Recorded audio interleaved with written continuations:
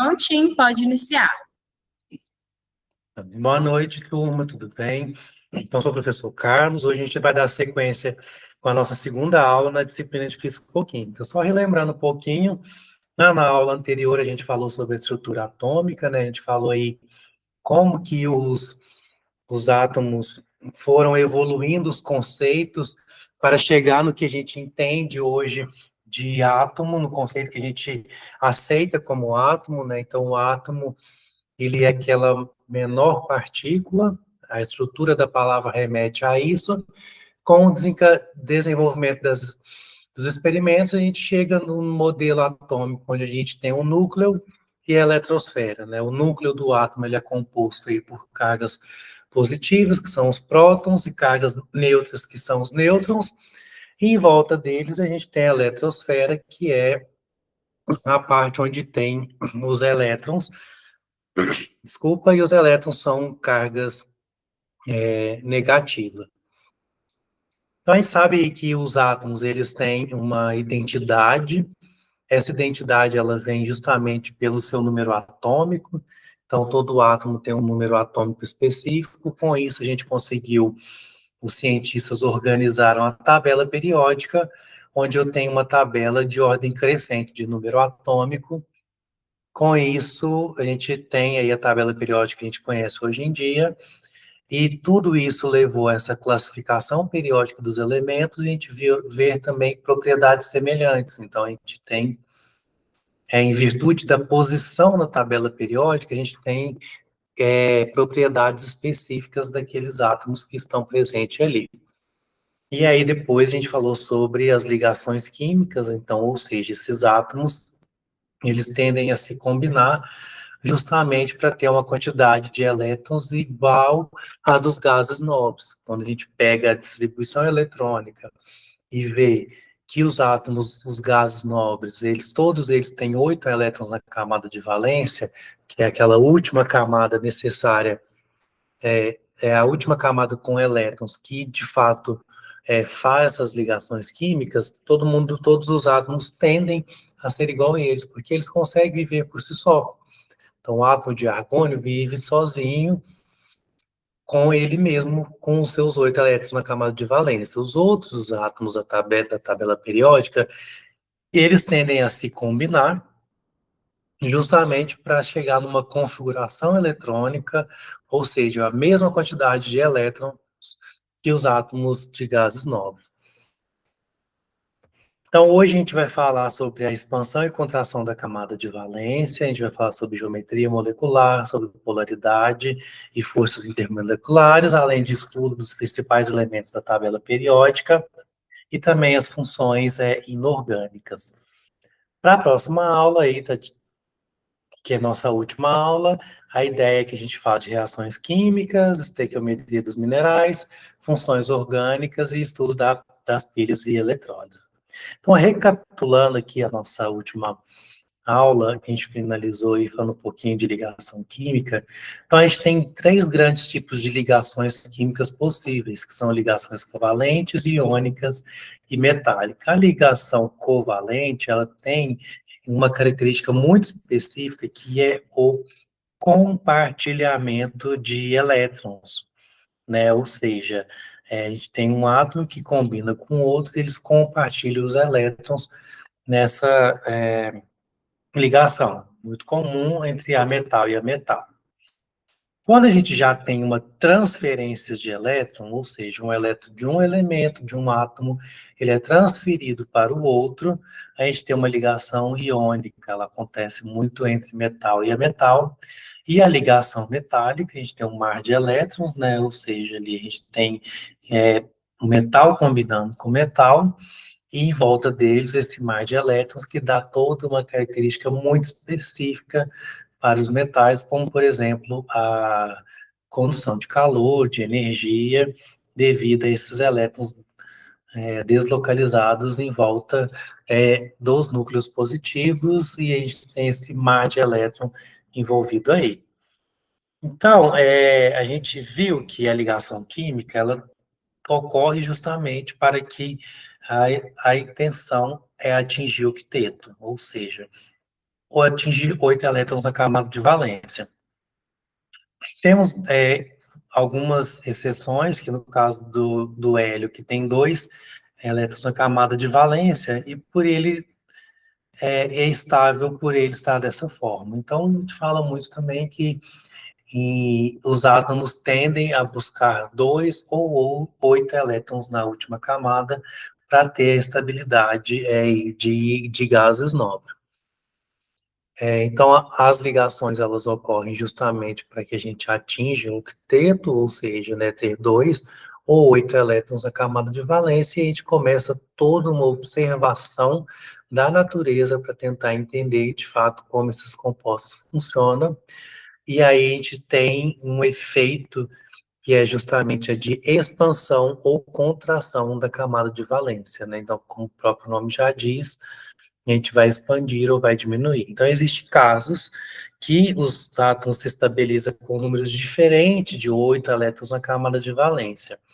Essas anomalias acontecem por propriedade específica de cada átomo, de cada ligação química, porém segue algumas regras, e é possível saber quando isso acontece se conhecemos as condições que esse tipo de situação ocorre. Então, a primeira coisa que a gente vai ver é justamente a expansão da camada de valência.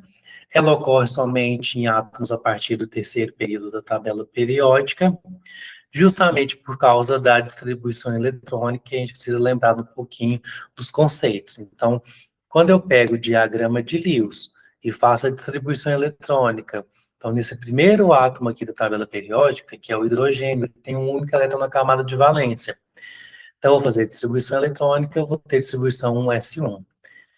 E se a gente seguir para o outro lado, a gente tem um segundo átomo aqui, que é o hélio, que tem 2 elétrons na camada de valência no seu estado neutro. Então, ele é um S2. Então, eu faço toda a distribuição eletrônica, e aqui a gente tem uma tendência do que tem na tabela periódica. Então, quando eu pego essa família 1A, que hoje já até atualizou e ela chama só família 1, todos eles têm um elétron na camada de valência, na família 2, 2 elétrons na camada de valência, nessa família 3A, pela nomenclatura antiga, né? Eles têm 3 elétrons na camada de valência, sendo que o último elétron aqui é no orbital P. Então, a gente tem nesses elementos aqui da tabela periódica, os elementos que terminam com a distribuição eletrônica o orbital S, depois o orbital P, o D e o F. Então, na terceira camada é a primeira de orbital D. Então, essa parte do meio da tabela periódica é onde a gente tem orbitais D que comportam até 10 elétrons. Então, teoricamente, seria possível que o octeto seja expandido em até 10 elétrons. Mas isso não é muito bem isso que acontece. Então, quando a gente pega uma distribuição eletrônica no octeto normal, a gente tem o orbital S com 2 elétrons e o orbital P com 6 elétrons, que o total dá 8. Quando eu tenho octeto expandido, eu tenho a combinação aí de orbitais D. Então, vamos ver esse exemplo aqui. Eu tenho a distribuição eletrônica do enxofre, onde eu teria aqui no orbital S 2 elétrons, no orbital P eu teria 4 elétrons. Então, o que acontece? Existe um fenômeno que ocorre com os átomos que eles tendem a se fundir. Quando eles se fundem, a gente tem o que a gente chama de hibridização. Essa hibridização seria a soma e, né, como eles se fundem os orbitais, ela gera uma energia de estabilidade melhor para esses átomos, por isso que é possível. Então, para fazer mais ligações, é possível que os orbitais S, P e D se fundam em um fenômeno chamado hibridização. Então, lembrando que orbital é aquela região provável de encontrar o elétron, né? Região de densidade, de probabilidade de encontrar os elétrons. Então, os orbitais eles têm quantidades específicas para caber no elétron. Então, a gente representa os orbitais por essas caixinhas, né? Então, o orbital S, uma única caixinha que cabe 2 elétrons. Os orbitais P, a gente representa por 3 caixinhas, cada um também cabe 2 elétrons. E o orbital D, a gente tem, ó, 1, 2, 3, 4, 5 caixinhas. que representa os orbitais D, né, aquela que é a região de encontrar o elétron, e para cada caixinha dessas seriam 2, por isso que a gente tem o total de 10. Então, mas a gente sabe que a energia dos orbitais é diferente, e quando ocorre a hibridização, essa energia deixa de existir, os orbitais são considerados iguais. Por isso que é importante, não é que é importante, por isso que ocorre na natureza. Então, a gente tem um caso aqui do SF6, né, que o enxofre, se a gente for olhar na tabela periódica, a tendência dele é fazer duas ligações. Porém, ele faz 4 além dessas duas. Isso é possível porque combina os orbitais. Então, quando eu pego um orbital S, 3 orbitais P e um orbital D, no total dá quantas caixinhas? Ó, 1, 2, 3, 4, 5, 6. Então, eu consigo distribuir um único elétron em cada um desses orbitais, que é os elétrons do próprio enxofre. Depois eu tenho o elétron do flúor, que entra nesses orbitais, por isso que eu consigo colocar 6 flúor. Então, em cada caixinha dessa, ou seja, em cada orbital, eu consigo adicionar um elétron do flúor. Então, eu tenho uma hibridização, ou seja, a soma dos orbitais, que me gera essa possibilidade de uma expansão da camada de valência, e aí eu consigo ter 6 elétrons nessa última camada, que vão combinar com mais 6 outros elétrons, sendo um elétron de cada flúor. Então, veja que houve uma combinação de um orbital S, 3 orbitais P e 2 orbitais D, dando origem a um grande orbital, que a gente soma tudo e chama de sp3d2. Ou seja, um orbital S, 3 orbitais P e 2 orbitais D. Assim, essa é a hibridização do átomo de enxofre nessa molécula, e ainda sobra 3 orbitais que não foram utilizados nessa hibridização. Outras hibridizações são possíveis em outra molécula, como sp3d, átomos de fósforo também pode gerar octeto expandido, e esses, porém, não são casos que houve expansão. Esses, porém, são os casos que houve expansão da camada de valência. Mas também há casos onde a camada ela é contraída, ou seja, tem menos elétrons. Então, ali na expansão, a gente teve essa soma dos orbitais, que é essa hibridização, de modo que a energia ela seja uma energia suficiente para que de fato isso ocorra, né? Porque a tendência dos átomos é se organizar para um estado de energia que seja estável. E aqui no caso da camada de contração da camada de valência, é justamente isso também, estabilizar uma quantidade menor de elétron para que, de fato, a gente tenha uma energia que seja uma energia suficiente, estável para aquela molécula. Então, a contração acontece geralmente com átomos de bório e berílio, que quase não tem orbitais P preenchido, e no caso do berílio, há somente 2 elétrons na camada de valência, ocupando somente os orbitais 2s. Mas o bório, a gente tem 3, que é, quando a gente vai para o nível 2, a gente tem o 2s e o 2p, somando eles, né, 2 elétrons do S e 1 elétron do P, a gente tem um total de 3 elétrons. Então, aqui a gente tem a forma de somar isso para deixar mais cômodo. Então, o berílio, que seria 2s, eu pego um orbital P, né, a natureza se faz disso, de somar o 2s com 2p's e um elétron em cada um deles. Com isso, eu consigo ter aí, né, uma estabilidade melhor do átomo como um todo, e aí eu tenho justamente essa contração que reflete na maior estabilidade. Então, no caso do berílio, BeH2, que é a molécula, o berílio faz 2 ligações. Então, com isso, eu consigo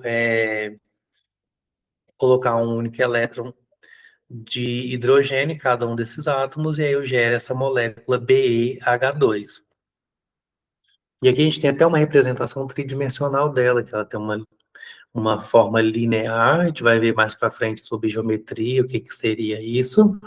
Então, eu tenho aqui o meu berílio, e cada um dos meus orbitais do berílio tem um único elétron, e aí, quando eu tenho a ligação química do berílio com o hidrogênio, e o hidrogênio tem um único elétron na camada de valência, esse elétron combina com outro elétron no orbital, formando a ligação química aí, né? Porque para a ligação química a gente vai ter dois elétrons envolvidos. Então a gente tem um orbital híbrido sp que permite que de fato ocorram essas duas ligações químicas com energia dos átomos de hidrogênio, quais recebem um átomo de cada. Assim fica nesse formato, uma molécula linear, sendo que um hidrogênio está a 180 graus do outro. No caso do boro, a gente tem 5 elétrons, a gente pode gerar aqui o BF3. Então, a distribuição eletrônica seria 2s2, 2p1.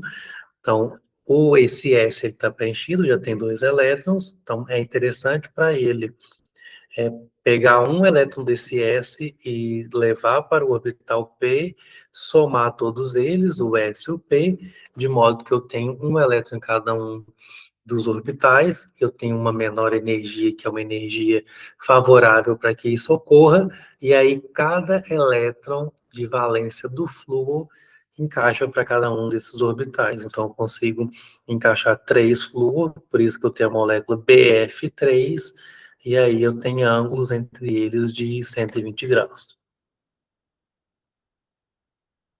Então, com isso, a gente chega no arranjo tridimensional, né? A gente tem uma ideia aí que os átomos na natureza, eles se combinam tridimensionalmente para que se tenha a maior repulsão das ligações, ou seja, maior distância entre elas, mas que ainda seja estável e com todas as ligações possíveis desse átomo. Quando a gente pensa numa molécula, que ela tem um átomo central e esse átomo está ligado com outros átomos, a gente tem uma estrutura específica que são as geometrias molecular.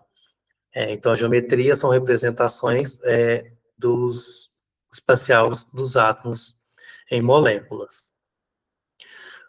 Para atender os conceitos de geometria, vamos ver o conceito de domínio de elétrons. Os domínios de elétrons são as regiões do espaço onde tem maior chance de encontrar os elétrons, né? Também podemos pensar neles como orbitais atômicos, no caso dos átomos, ou orbitais moleculares, no caso de moléculas. Essas regiões serão regiões de compartilhamento ou de pares isolados. Então, quando a gente pensa numa ligação química, o orbital atômico de determinada energia, ele vai combinar com outro orbital atômico, ou seja, com outro átomo, de modo que essa combinação gera uma molécula. E esse orbital gerado através desses elétrons envolvidos nesses dois átomos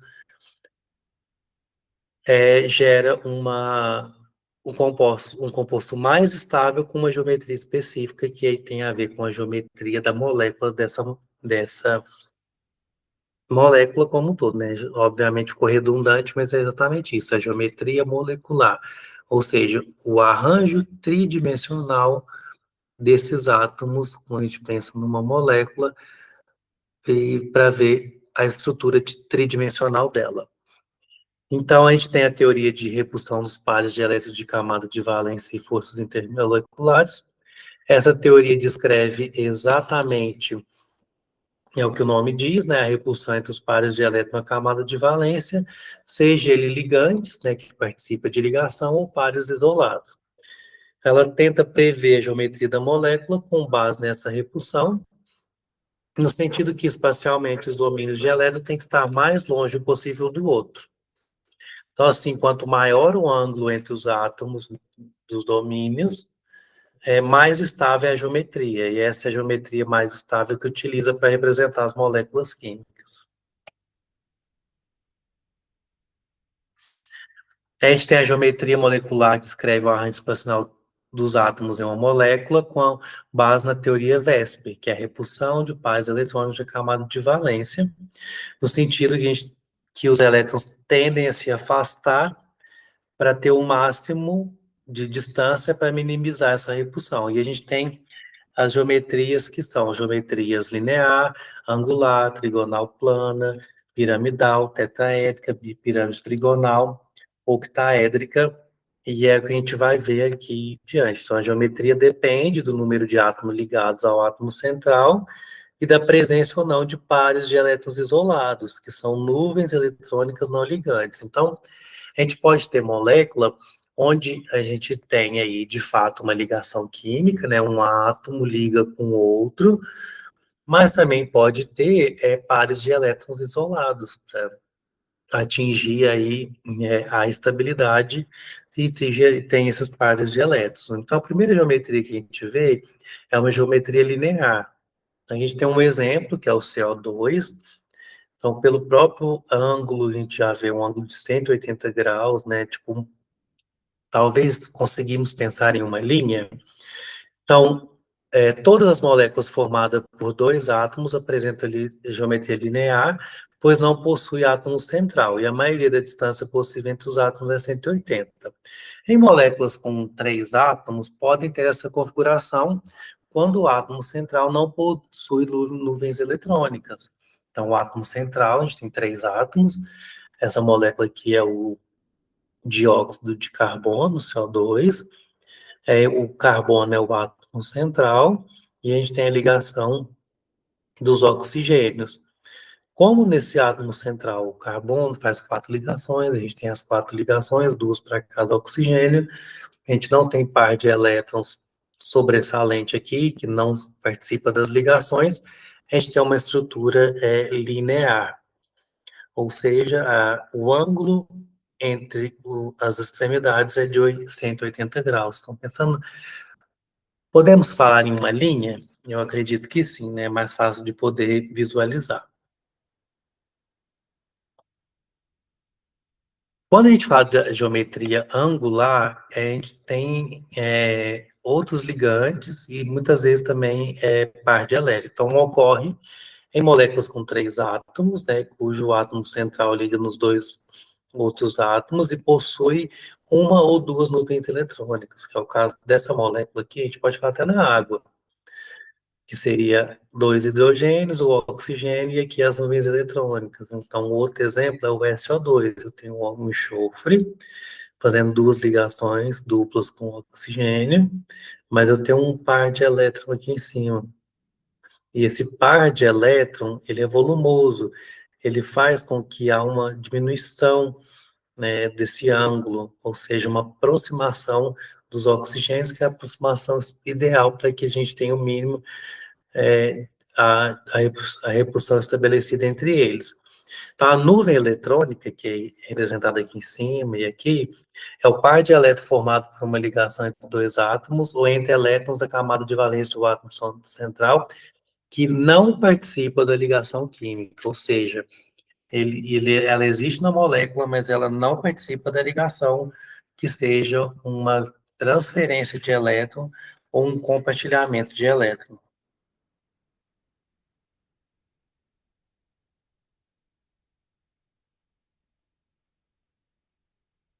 No caso do BF3 que a gente viu,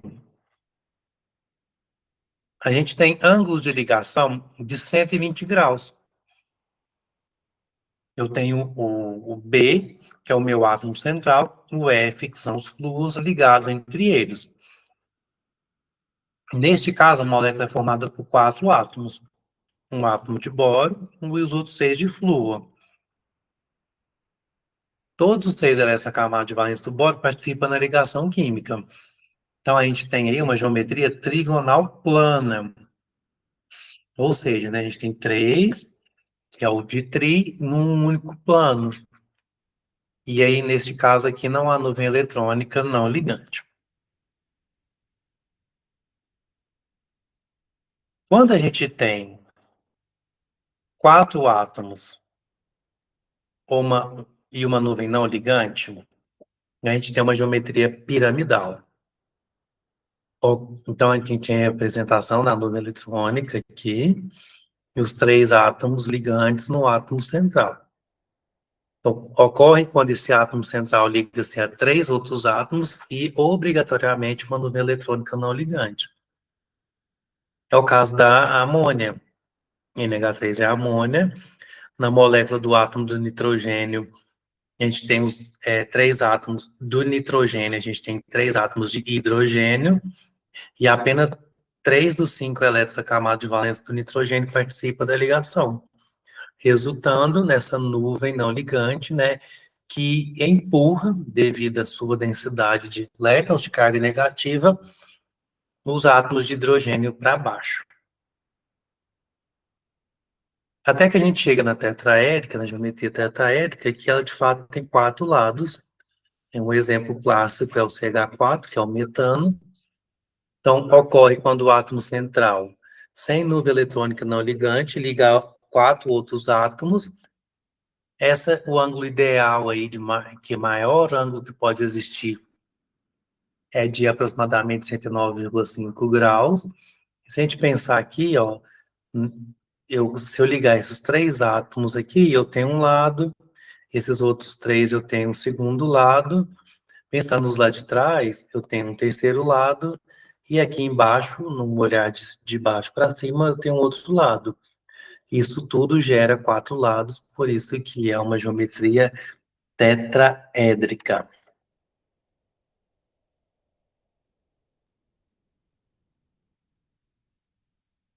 Quando eu tenho 6 átomos sem nuvem não ligante, eu tenho a bipirâmide trigonal, como por exemplo é o pH5. Até essa molécula aqui tá faltando, né? Ó, 1, 2, 3, 4.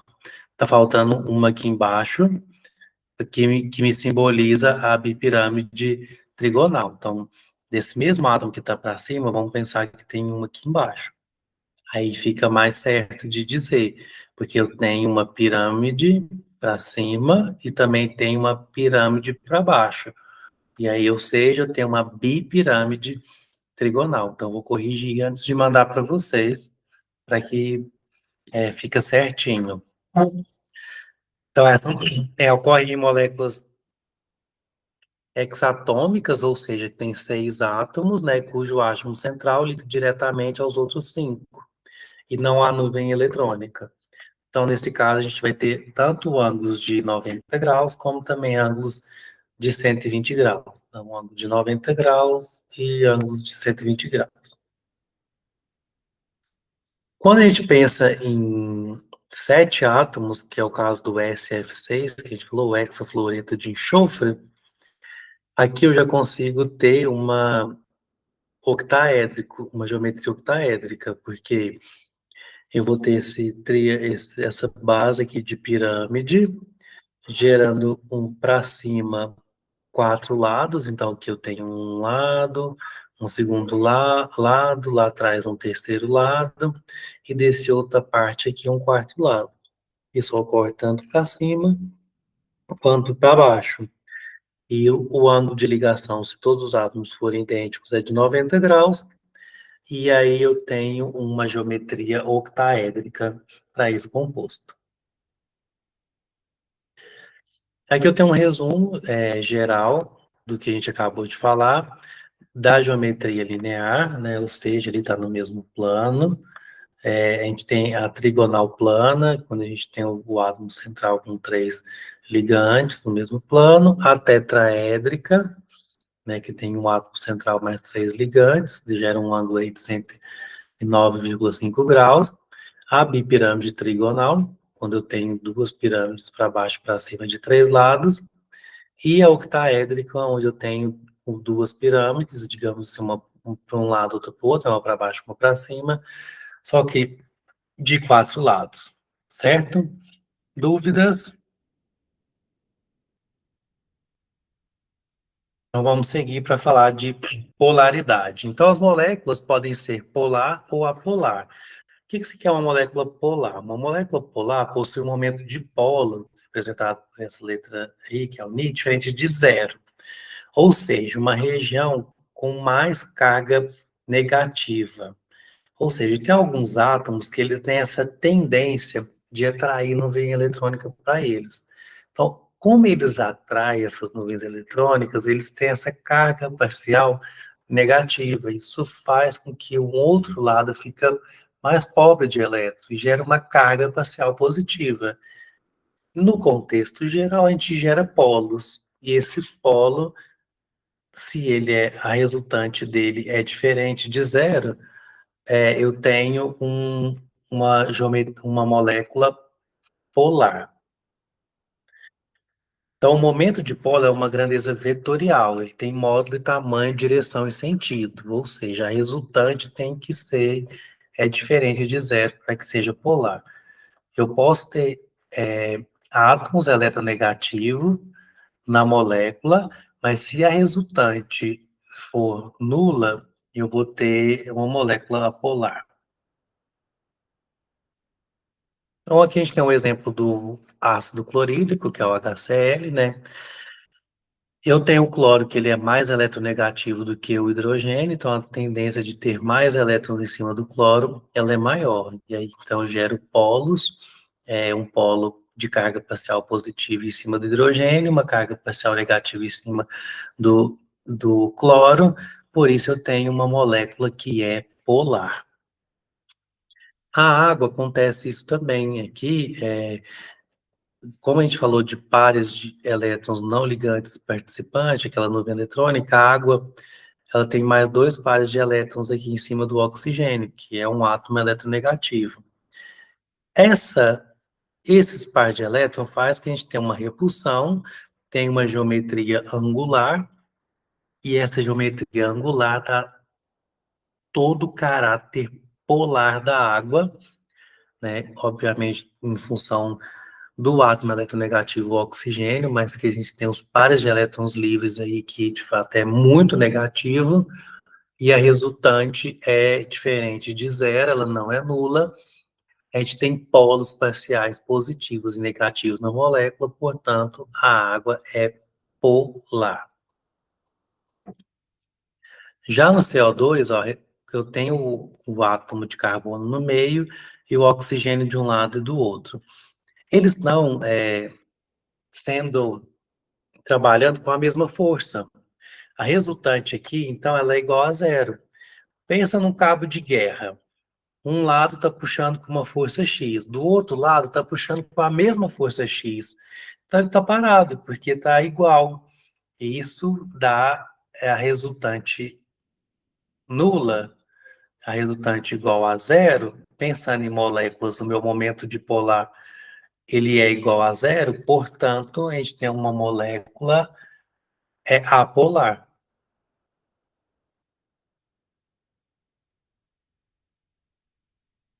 Toda essa característica polar e apolar vai gerar interações. O que são interações? As interações, elas vão ocorrer entre as moléculas, porém elas não chegam a ser, de fato, uma ligação covalente, uma ligação iônica, uma ligação metálica, mas vai ditar muito sobre as características de como essa molécula vai se comportar no ambiente em virtude dessas interações. Então, a gente tem uma interação do tipo de polo induzido, ela ocorre exclusivamente com moléculas apolares. Como não há polos permanentes, essa interação eletrostática são muito fraca. Os dipolos aparecem apenas momentaneamente, induzindo a perturbação, ou seja, a gente tem aí moléculas que são apolares, mas em determinados momentos vai gerar um polo. Esse polo, por isso que ele é de induzido, que pode sofrer uma interferência externa, vai gerar ali um momento de polar induzido e vai ter uma interação, mas isso é uma interação fraca. Até que a gente tem a interação de polo, que ela ocorre exatamente com moléculas polares, né? Então, numa molécula polar, eu tenho uma região de alta densidade de elétron que é negativa e uma que é baixa densidade que é positiva. Então, de fato, eu tenho dois polos. Pensando aqui, os opostos se atraem, não é isso? A parte positiva tende a atrair pela parte negativa, até que a gente tenha aí uma aproximação com uma interação, que não é uma ligação, e como são dois polos, é uma dipolo-dipolo. são mais fortes que a interação aqui de polo induzido, e ela aumenta a intensidade aí conforme com a polaridade da molécula, né, que está relacionado com os átomos eletronegativos e a resultante de tudo isso. Um exemplo aí é o ácido clorídrico, o SO2, o HBr. As ligações, também chamadas de ponte de hidrogênio, numa nomenclatura antiga, hoje em dia não se fala mais em ponte de hidrogênio, a interação de hidrogênio é de fato essa interação que existe do hidrogênio, quando ele está aí com sua carga parcial positiva, com outro átomo com carga parcial negativa. Então, ocorre entre moléculas polares, que têm flúor, oxigênio, nitrogênio, ligados diretamente a hidrogênio. Então, flúor, oxigênio e nitrogênio são átomos extremamente eletronegativos, por isso que gera esses polos, e esses polos com a carga parcial negativa tendem a interagir com polos com carga parcial positiva. Por isso que são interações de polo, mas recebe esse nome especial por ser mais forte que todos os demais, que é o exemplo da água, da amônia, do ácido acético, do propanol. Certo? E aí a gente chega nos principais elementos da tabela periódica. Então, quando a gente pega a tabela periódica, essa família 1, a antiga 1A, que é a família 1, tem os metais alcalinos, que os metais alcalinos consistem em lítio, sódio, potássio, rubídio, célcio e frâncio. O sódio, o potássio, é o sétimo elemento mais abundante da costa terrestre. O cloreto de sódio tem mais de 14 mil aplicações na indústria. O K, que é o potássio, ele é essencial à vida, é muito utilizado em fertilizante. O lítio, ele é utilizado em baterias recarregáveis, notebooks, e assim por diante, né? Sempre que a gente tem uma bateria de íon lítio, obviamente precisa de lítio, muito encontrado no Ceará e Minas Gerais. O rubídio e o césio são obtidos como subprodutos do processamento do lítio, e o frâncio é radioativo, ou seja, tem um tempo de meia-vida de apenas 21 minutos. A forma de obtenção é eletrólise dos sais fundidos, e o sódio é obtido por eletrólise do cloreto de sódio com cloreto de cálcio em células Down. Lembrando que todos eles aqui, né, tem um elétron na camada de valência. Ao lado deles, no 2, eu tenho meus amigos de alcalinos terrosos, que é o berílio, magnésio, cálcio, tôncio, bário. Então, o berílio ele é usado em ligas de cobre, esmeralda e água marinha. O magnésio é o sexto elemento mais ambiente, presente nas dolomitas e na água do mar. O cálcio é o quinto mais abundante, presente em calcário, mármore e corais. O óxido de magnésio é um refratário para forno de indústrias do aço. O óxido de cálcio, que é a cal viva, né, muito utilizada aí na construção civil, na agricultura e no tratamento de água. E também o gesso, que ele é utilizado aí na fabricação de cimento, porcelain e divisórias.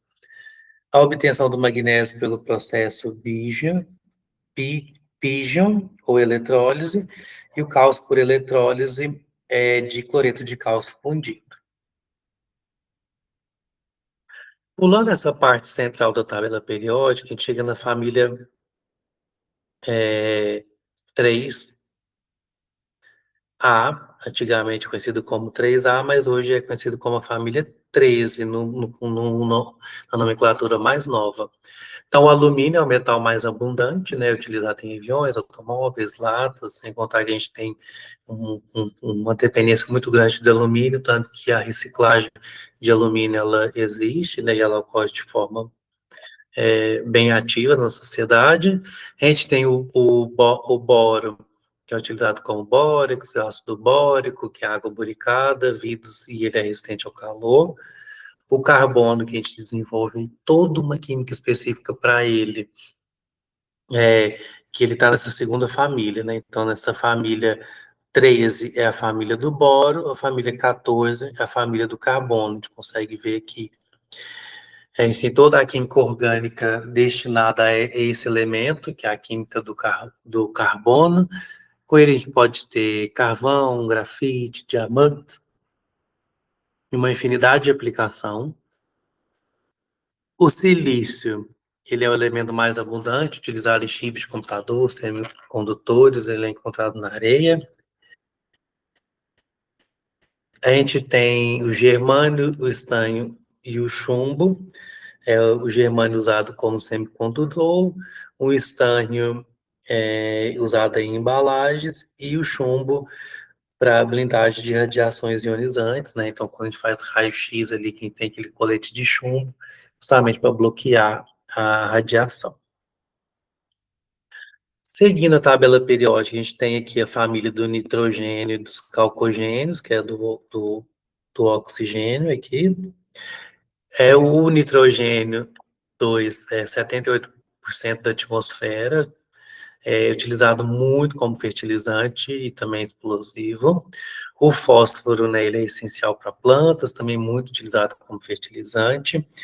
Quando a gente vai para esses outros elementos aqui, que é o arsênio, o bismuto, no caso do arsênio, ele é venenoso, ele é tóxico, então tem que tomar muito cuidado.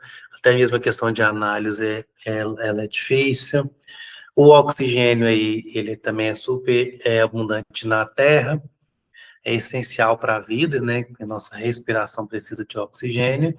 E o enxofre também muito utilizado aí para a produção de ácido sulfúrico, e a Araxá se destaca em relação a isso, porque, né, a gente está aí vivendo momentos difíceis, mas a gente tem planta para a produção de ácido sulfúrico.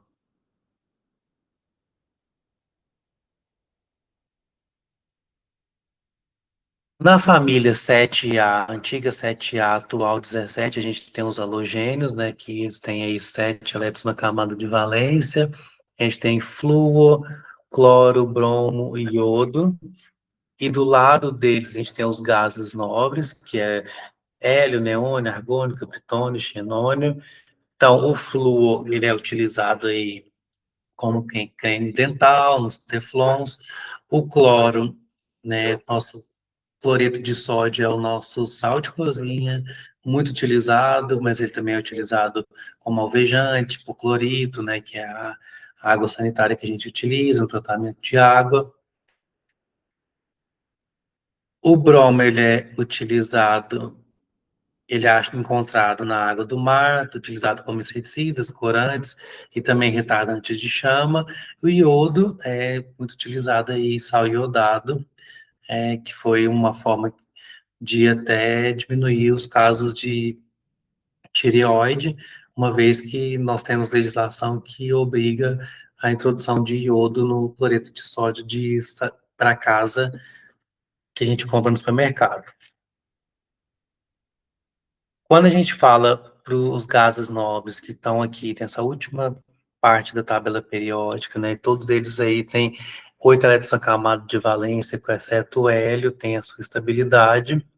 O hélio é utilizado em balões meteorológicos, ressonância magnética. O argônio, ele é um dos mais abundantes, né? Ele está aí no ar que respiramos. O neônio, muito utilizado em letreiros luminosos de neon, né? Veio até daí uma ideia do nome. E outros elementos, né, também são utilizados aí em terapia do câncer e tudo. A gente tem alguns processos de extração invariáveis, a gente vai digitar aqui 5 métodos principais de separação e extração dos elementos. Então, a gente tem uma separação que envolve a densidade ou a separação magnética. Então, a gente tem um exemplo aqui, ó, tem uma alimentação de ouro, que é uma fração mais densa, e o quartzo, que é uma fração menos densa. Então, se a gente lembrar que densidade é massa sobre volume, aquilo que tem maior massa, tem maior densidade, e aí pode ficar embaixo. O que é mais leve pode ficar em cima. Então, pela diferença de densidade, eu consigo separar um do outro. E quando a gente fala de separação magnética, É que eu tenho um composto que ele é magnético e outro não. Ou seja, tem aquele composto que é atraído pelo ímã, enquanto que outros não são atraídos pelos ímãs. Então, eu posso ter um processo onde passa esses dois, o que é atraído pelo ímã eu consigo retirar e levar para outro canto, enquanto que passa aí o que é não magnético, que não é atraído. Obviamente, tem que conhecer muito bem meu processo, conhecer os elementos que eu tenho interesse, para que a gente possa fazer o processo de maneira eficiente. A gente pode também tem o processo de decomposição térmica, né? Ou seja, a gente tem aí calor envolvido para alguma determinada transformação. Então, tem um exemplo que é o óxido de mercúrio. Quando eu aqueço ele, esse oxigênio aqui ele é perdido, de acordo com essa equação química aqui, né? Ó, dois óxidos de mercúrio gera 2 mercúrio líquido mais 1 mol de oxigênio. Essa reação aqui não está balanceada, uma vez que esse oxigênio aqui não está balanceado. Não está assim. Dois, dois oxigênio, dois da molécula. Tá assim, desculpa. Então, o O2 é um gás, ele vai embora, enquanto que me deixa ali é o mercúrio metálico. Isso pode acontecer com a prata também, se eu tenho óxido de prata, quando eu aqueço, eu gero esse sólido prateado, que é a prata, e o oxigênio do óxido, ele é perdido como uma espécie gasosa, até mesmo incolor. Um outro processo de extração é o deslocamento, né? Um elemento desloca o outro da série eletroquímica. Então, a gente tem reações químicas, né? Então, no caso aqui, eu tenho uma oxidação do ferro, né? O ferro de ferro zero para ferro 2 mais, quando ele libera 2 elétrons, que esses 2 elétrons são adicionados ao cobre da solução, gerando cobre sólido. Então, se eu tenho um becker com uma solução de sulfato de cobre, que ela está cheia de íons cobres 2 mais, quando eu adiciono ferro, com o passar do tempo, eu libero ferro 2 mais, mas eu tenho um cobre metálico aí depositado em cima dessa plaquinha de ferro, digamos aí. Ou seja, o ferro doa elétron e se oxida, e os íons cobre recebem elétron e reduz. Por isso que quando tem essa redução, forma esse sólido de cobre nessa plaquinha de ferro. A gente pode ter um processo por redução química, né, que a gente utiliza agentes redutores, que remove o oxigênio dos óxidos metálicos, formando metal, que é um exemplo aí do carbono que reduz óxidos em altos fornos. Então, a gente tem um forno aqui que ele gera aí, pode usar com óxido de ferro, ou até gerar o ferro fundido, junto, aí de um lado tem a escória e tudo. Então tem a adição do coque, que é o carbono, e ele ajuda aí nesse processo de reduzir os óxidos no forno, para que no final aqui eu tenha o ferro metal. Aqui está numa temperatura bem alta, por isso que ele está nessa forma.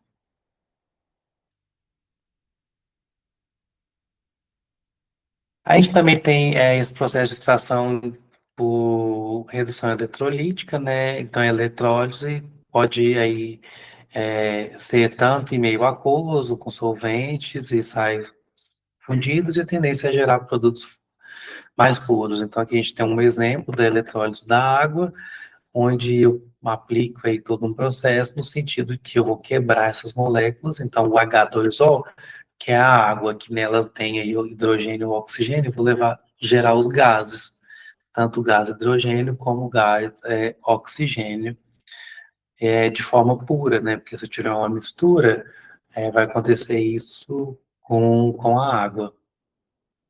Então, como que eu escolho o método, né? Ela vai depender de vários fatores, se o elemento é suficiente inerte para existir no estado livre, se existe composto estável frente ao aquecimento, se existe um elemento barato acima dele na série eletroquímica, o óxido pode ser reduzido diretamente, o carbono é o redutor mais barato. Se nenhum do método acima for aplicado, a eletrólise sempre poderá ser utilizada mas é sempre despretensiosa, uma vez que ela é difícil e cara de poder ser executada. Então, na química, na físico-química, é muito comum a gente falar assim, eu posso fazer isso? Depende. Depende muito do contexto, porque tudo precisa ser muito bem avaliado, analisado, para que se tenha o processo correto, ideal, de melhor eficiência, para maior extração, e que seja seguro e não muito caro. Tem muitos fatores envolvidos que precisam, de fato, serem muito bem estudados. E aí a gente entra nas funções inorgânicas. As funções inorgânicas, ela é dividida em quatro delas, que a gente vai ver: ácido, base, sais e óxidos. Então, quando se começou a estudar tudo isso, assim, e os cientistas naquela época não tinha uma instrumentação tão evoluída como tem hoje para poder avaliar, tinha muita coisa no sensorial. Então, quando eu pego o limão e eu consigo comer o limão assim, que está bem azedo, aquele ali é o do ácido. Então foi daí que surgiu a palavra ácidos, e a Arrhenius fez uma definição que é a definição mais simples, mas muito bem aceita, que ácidos de Arrhenius são substâncias que em água produzem o cátion H+, a fórmula geral é HNA. Então aqui tem um exemplo do ácido clorídrico, do ácido nítrico, do ácido sulfúrico.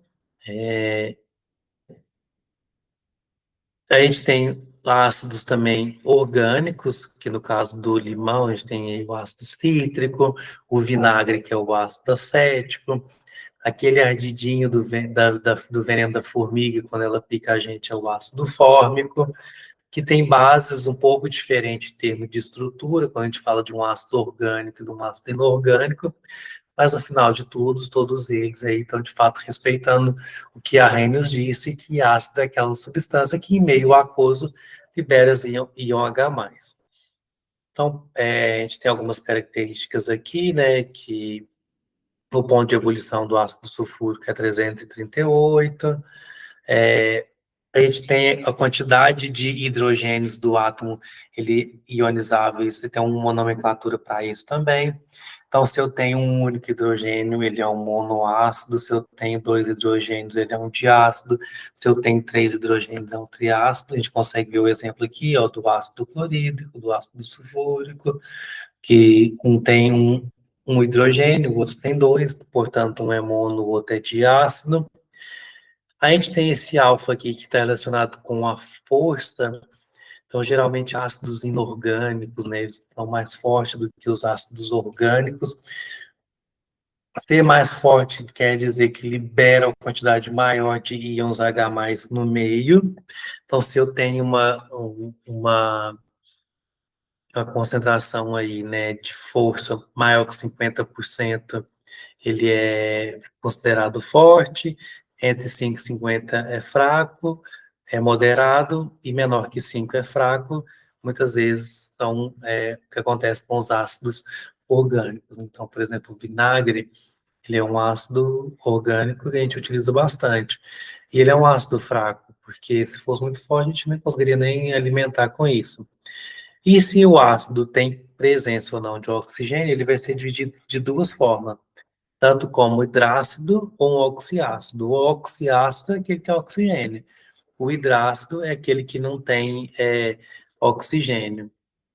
Então, a gente pode ter nomenclatura tipo de eto para hídrico. Então, o cloreto, se ele está na sua forma ácida, ele é o ácido clorídrico. O clorato é o ácido clórico, que é o caso do diato para ito. E ito para oso, que é o nitrito, virar ácido nitroso. Tudo isso está relacionado aí com a quantidade dos átomos nas moléculas. Então, super importante para um químico entender o conceito de ácido. Pode ser simplesmente o conceito mais básico, que é o ácido de Arrhenius, que o ácido é essa espécie que, em meio aquoso, libera íons H+. Bases libera OH-, enquanto o ácido libera íons H+, a base libera íons H-.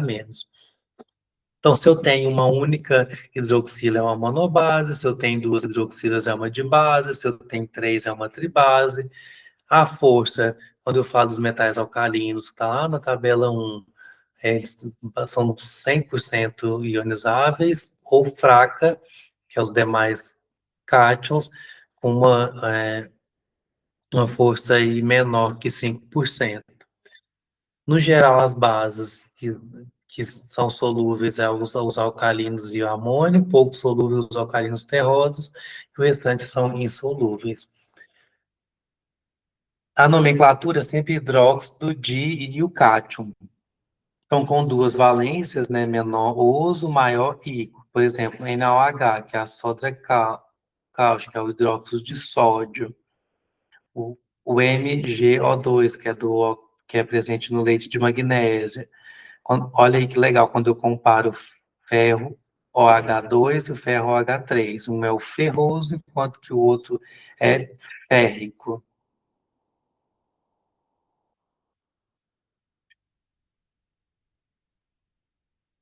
Então, aquilo que é diferente do H3O+, e aí que abre um parênteses bem importante, que H3O+, e H+, é a mesma espécie, são formas diferentes de expressar.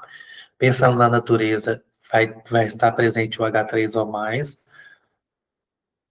mas durante muito tempo acreditou que era só o H+, e então é aceito também. Então, os sais, eles dissociam em cátions, ou seja, espécie carregada positivamente, né, que perdeu o elétron e ficou positivo, que seja diferente do H+, ou H3O+, que é a mesma coisa, e o ânion é diferente de OH. Então, tem a fórmula ICYHX, né, que para dar nome para isso, eu coloco o nome do ânion e o nome do cátion. Por exemplo, CaCl2, eu tenho cloro e cálcio. O ânion é o cloreto e o cátion é o cálcio. Então, dessa forma, eu tenho cloreto de cálcio. Os óxidos, né, como o próprio nome já diz, são compostos binários aí, onde o oxigênio é mais eletronegativo. Então, eu vou ter óxido ácido, que reage com água formando ácido, que é o caso do CO2, SO3, está relacionado com chuva ácida, porque eu vou gerar aí ácido carbônico, ou ácidos, até mesmo ácido sulfúrico, tem que avaliar muito bem as concentrações, mas é possível. Os básicos, que são formados de base, como, por exemplo, o óxido de cálcio, que é a cal viva, os anfóteros, que podem ser em algum momento ácido, outra hora básico, então eles conseguem aí atuar das duas formas. Os nêutrons, que não reagem com água, como monóxido de carbono, monóxido de nitrogênio, e os peróxidos eles têm um oxigênio a mais, né? Então, a água oxigenada é um peróxido, né? Porque a forma da água não é H2O. Quando eu coloco um oxigênio a mais, vira H2O2, aí é uma água oxigenada, conhecido também como peróxido, e a carga deles aí é sempre -1. Então, a nomenclatura é o prefixo do número de oxigênio, mais óxido D, o prefixo do número de elemento, mais o elemento. Por exemplo, o SO3 é o trióxido de enxofre. Então, essas são as funções básicas que a gente consegue classificar, né, tanto ácido, base, sais e óxidos.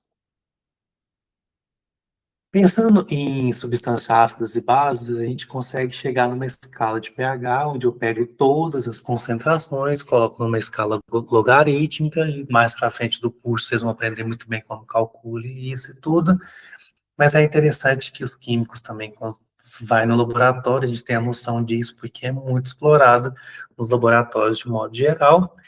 Mas aí, com todo o desenvolvimento, a gente chega no pH, que é o potencial hidrogeniônico, e pH menor que 7, a gente tem substâncias ácidas, maior que 7, substâncias básicas, e no meio, pH 7 é neutro. Então, a gente tem um exemplo de alimentos que são ácidos, então tem aí leite, café, tomate, vinagre, limão, ácido do estômago, bateria, não só alimentos, né? Tem outros exemplos do cotidiano.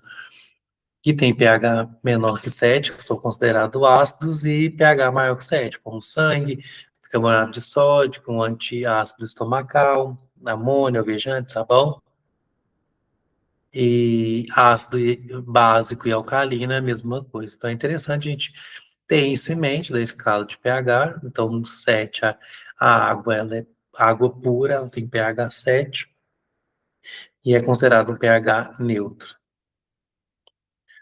Dúvidas? Eu deixo aqui também uma lista de exercícios que tem exercício de fixação, e aí tem vários deles que vocês podem é, rever a aula e fazer todos os exercícios para que vocês possam fixar a matéria, certo? Dúvidas?